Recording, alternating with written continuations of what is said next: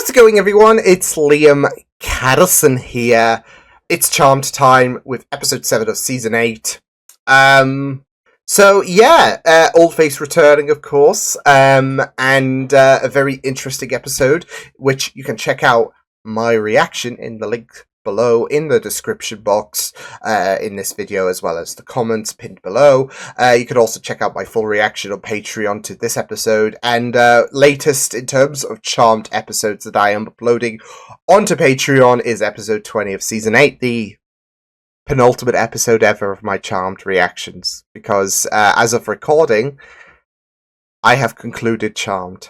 I have watched the final 2 episodes, so yeah.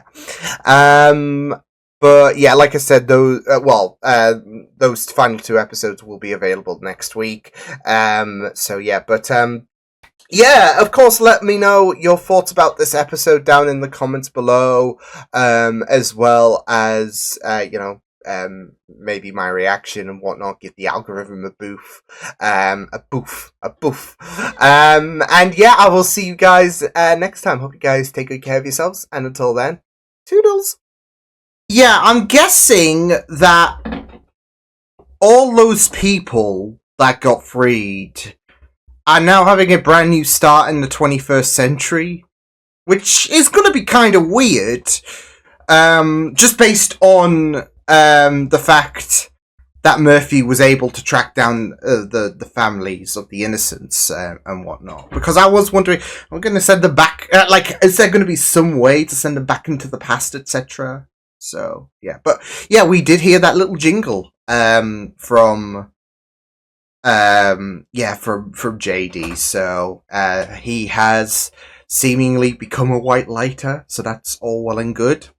It is a bit sad given the whole situation about him not feeling like he needed that, I guess, sacrifice at the end of the day, given the fact that he didn't belong in this time and he went to confront of course, Vaclav. So yeah, but yeah, not bad episode. Well, I'll say not bad episode. It was an okay episode, if anything. But yeah, I mean, I feel like the highlight of this episode was definitely the Leo Piper situation. I mean, I'm glad that it seemingly found resolution in terms of the appreciation that one has for the other, but I mean, I felt like it was just so hysterical. We've seen before Piper and Leo be in a position where they had to walk a mile in each other's shoes, magically, I guess, but this was more so on a normal level. Ironically, there was magic involved, but, this wasn't about Piper using Leo's abilities and vice versa. This was a complete Freaky Friday situation. This was a complete swap, and it was just really, really eerie. I just loved it, though, especially, I guess, Brian and the mannerisms there when he was embodying Piper. So it was just really, really hysterical with some of the tones he went to in terms of emulating Piper's mannerisms. So I kind of wish we got a bit more of that, but then again, we've had body swap episodes before, and like I said, I mean, Piper and Leo have been in that position. Not so much Piper being in Leo's body and vice versa, but they have been in a position where they've experienced each other's. They've walked in each other's shoes, basically, and and they've done it again. Albeit it's a little bit different than their powers swapping. So yeah, because I think that was even referenced, wasn't it, when Wyatt had enough of their bullshit, and yeah, but yeah, I mean, there was little strands of intertwining of. Because of course Leo wanted to see that soothsayer, and there was a suggestion, of course, see a counselor. So I guess that episode where they swapped abilities, as well as Cathouse, had some kind of sprinkles for Leo and Piper's story. So it was fun. It was absolutely hilarious, though. With them two, just yeah, especially when it came to um, Leo and Piper's body that was just really, really amazing. I mean, it was just amazing on both ends, but I don't know. I just felt like the frustrations of Piper from the voice of Leo was just, I don't know, it was just insane. So yeah. But yeah, I mean, it was really, really neat stuff, that whole storyline. Like I said, in some small doses, I kind of wish we kind of got a bit more of it, but at the same time, we've had Freaky Friday situations. So yeah, but yeah, I mean, it was really tough for Billy because technically, I guess she's lost her first innocent with JD. Looking out to protect him, and JD ended up dying. I mean, of course, it isn't all for nothing. He has fulfilled his destiny of being a white lighter, so yeah. But speaking of that, obviously we had that whole rift with Sam and Paige, with the fact that Paige got lectured about neglecting those white lighter obligations, etc. So yeah. Now, I mean, it does suck. So, yeah, I mean, there is, like, she can pursue that normality, etc. I mean, he was like, why are you looking for a job? Like, because, of course, Paige did make a mention about the fact that she wants to be a social worker again, now that she has a room for a bit more normality, now that Billy's in the fray.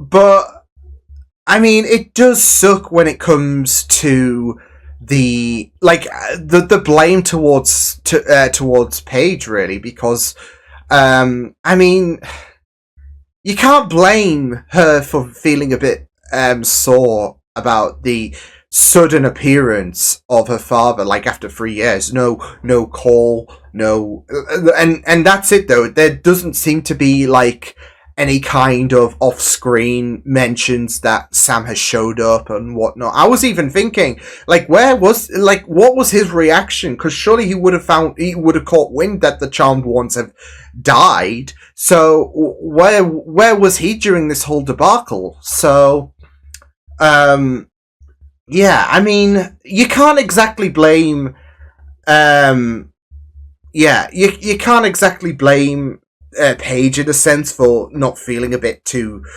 great, because he hasn't contacted her since season 5, since Sam I Am, I believe that's the episode. So yeah. So yeah, but of course there is a bit of a difficult strain, like especially since Paige doesn't consider him to be, her father at the end of the day, because of the fact that, well, he hasn't shown up. So, and I kind of do get it in a sense, in terms of, well, I've only seen you the once, haven't I? And that was it. And, where have you been for these past 3 years? So, and even then, of course, he had the whole talk about the fact that,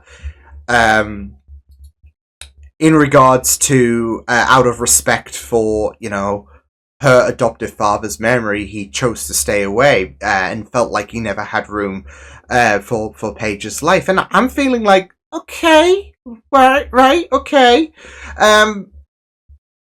Because even if Paige grew up with her adoptive father, you could, like, especially after, I guess, introducing yourself in Sam I Am, there's still the opportunity. It shouldn't be a one and done deal, really, to bolt just so you can respect the adoptive father's memory. You could still be there in a sense, really. So, I mean, she's seen Victor. Victor was, for crying out loud, a lot more than you. So, yeah, it's really, really rough, but. Yeah, I mean, it is a whole can of worms and all of that, at least got them back on the right path, so, yeah. But, whether he does, I mean, I don't expect him to show up again for the rest of this season, so that's probably the last we'll see of him, but I do hope that he does make more of an effort to contact Paige. So, I mean, that's it though. I mean, if we had some kind of interactions that they met off screen, etc., then that I could kind of understand in a sense. I mean, it would suck a bit like, oh, we haven't seen because we still haven't seen him since season 5.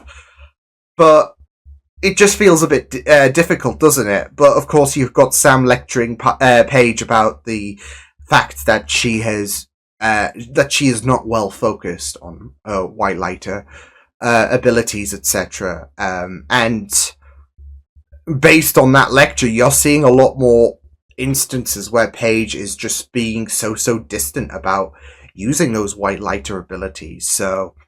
Where she's taking the scenic route in terms of getting to a location, etc. So, yeah, but yeah, it is kind of weird considering like several episodes ago, there was this push for Paige to tap further into her white lighter abilities. You had that whole lift scenario, didn't you? So, yeah, but yeah, I mean, it was a very, very interesting scenario with the whole.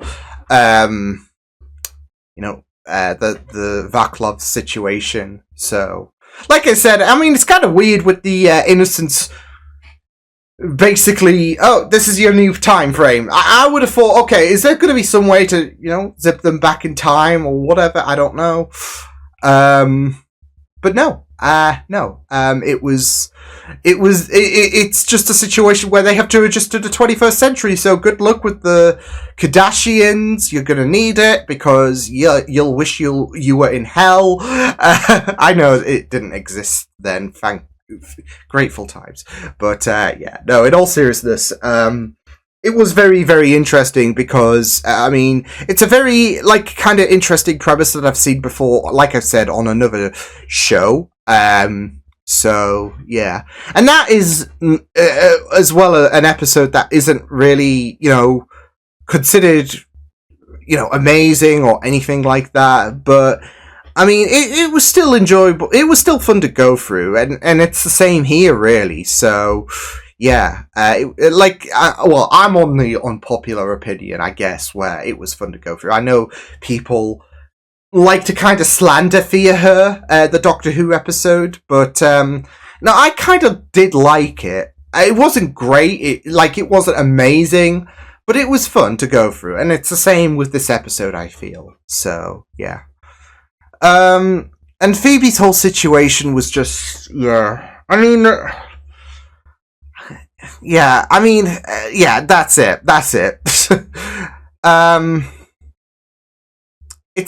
It kind of does feel a bit iffy, doesn't it? So, yeah. I kind of wish for, better storytelling for Phoebe, in a sense, because I know this has been a thing that's destined for her, but like I said, I feel like, in my interpretation, that Vision Quest shouldn't be defined by a specific date. It should mean, hey, spoiler alert, at some point, this is gonna happen.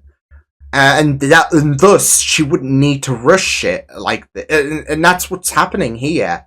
The need for Phoebe to rush this and go into drastic measures. Yeah, I feel like there could be more to the table for Phoebe's story rather than this entire focus, because there's the thing with the whole Dex situation, which is still weird and all of that, and yeah.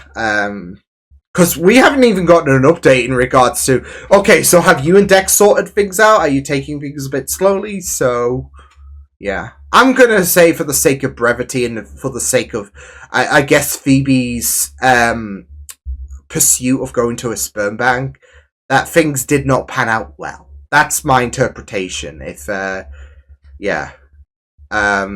she's decided, well, I can't find love, and I feel like going to a sperm bank is probably my next best option for the Vision to reach its fruition. So, yeah.